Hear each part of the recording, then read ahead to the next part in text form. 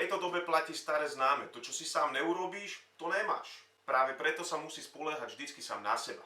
Toto video bude oproti predchádzajúcim videám trošku náučné. Niečo vám ukážem, ale než sa k tému dostaneme, tak vám ešte niečo poviem. Taký krátky príbeh. Bol to taký chalan vlasatý, taký niečo jak hippisák. A jak sa on volal? On bude mať teraz aj narodeniny za chvíľu, ale on dokázal triky. Ešte stále dokazuje tie triky. On dokáže z mŕtvych vstať, ale ešte to nikto nevidel. Ešte som to neskúšal a dúfam, že v blízkej budúcnosti to ani skúšať nebudem. Ďalšia legenda vypráva, že on dokázal chodiť po vode. To už dokáže teraz hocikdo, to má vyskúšané, to není zas také náročné. Ale jedna legenda vypráva, že tento vlasatý týpeček, že on dokázal robiť z vody víno. A to je to, čo sa mne strašne ľúbi. On to dokázal premeniť tú vodu na to víno. A to je to, čo by sa ľúbilo aj dnešným niektorým youtuberom, jak je Ikaro alebo Peťan. Co by oni za to dali, keby oni vedeli meniť túto vodu na víno. No a ja som si pre vás prichystal tento trik a ukážem vám, čo je treba na to, aby ste zmenili vodu na víno. A keby chalan neveril blížnému svojemu, tento vlasatý týpeček, tak mohol tú vodu meniť do dneska. Nemusel skončiť na kríži. Aby sme túto vodu premenili na víno, tak budeme potrebovať dva takéto súdy. Kýble? Dva takéto kýble. Ale dneska nám bude stačiť iba tento jeden.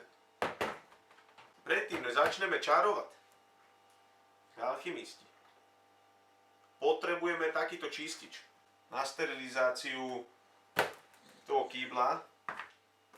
Budeme potrebovať dobre vyumývať. Budeme potrebovať takúto várešku na zamíšaní. A budeme potrebovať nakoniec takýto airlock. A tá najdôležitejšia prísada, ktorú budeme potrebovať na túto zmenu, je takáto vec.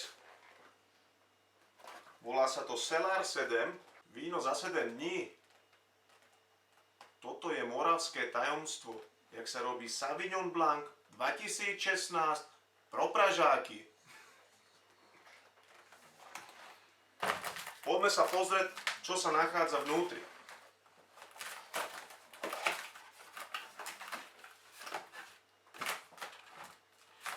To vyberem. Je tu táto hroznová šťava.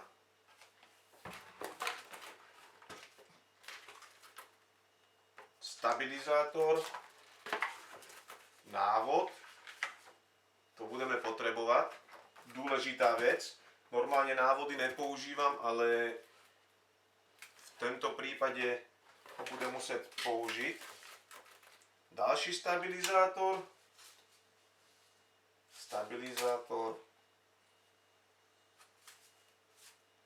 Kvasinky. To použijeme dneska. To si nechám tu. No poďme poznať ten návod. Co budeme teraz potrebovať? Zoberieme si kýbel. Tu mám nachystanú prevarenú vodu. Tam vylejeme. Do tejto horúcej 1,5 litru vody dolejem studenú vodu. Nic, dolejem tam ešte jednu. Tá voda musí mať okolo 20-25 stupňov. Teraz do toho pridáme hroznovú šťavu. Nejak sa to otvára.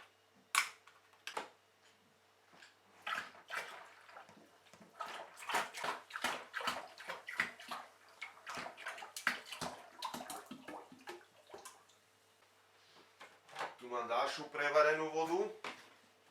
To vypláchajme. A prevarenú vodu si ešte necháme, to budeme potrebovať.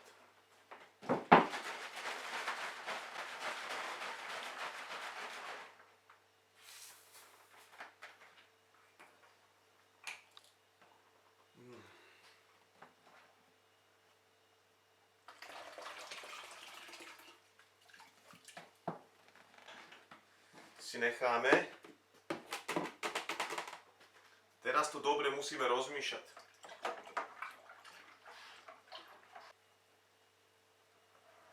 Teraz keď to máme, dolejeme vodu tak, aby sme dostali 23 litrov.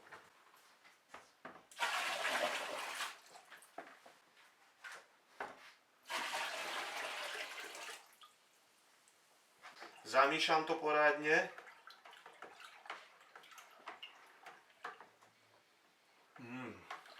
Jak sirupová voda. Máme tam 22 litrov vody, z ktorého spravíme 22 litrov vína.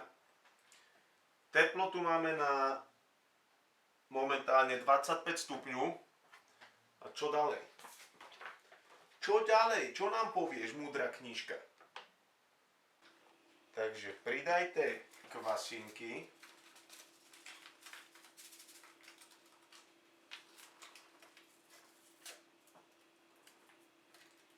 Ani jedna na zmar, všetky tam musá ísť.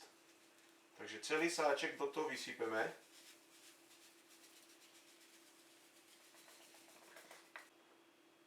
A teraz, keď sme to tam vysypali všetky tie kvasinky, tak to máme dobre premiešať.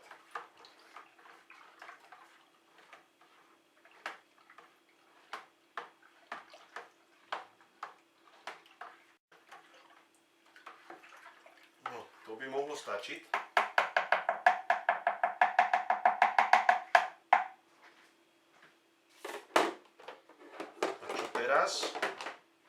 Teraz použijeme takýto vrchnák z dírečku. Dobre to zavrieme.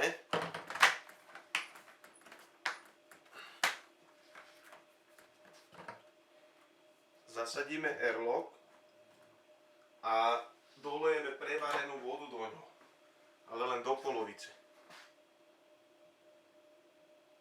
Múdra knižka povedala, a do 24 hodín by to malo začať kvasiť.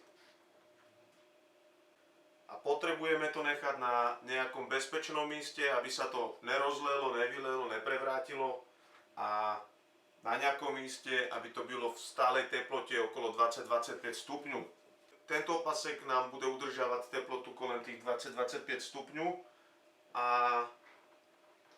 urýchli to ten proces, ktorý potrebujeme. Že jak to tí Moraváci robia, tie vína. Keď máme toto všetko spravené, je tam voda, sú tam kvasinky, je to zamíšané, uzavreté. Máme tam tento airlock, kde je pridaná voda, aby sme videli, či nám to kvasí. Máme tu na opasok, ktorý nám to bude ohrívať a držať tú teplotu na 24-25 stupňov. A teraz to necháme na 4 dní tak. A čo ďalej? To uvidíte v ďalšom videu. A ja mením vodu na víno.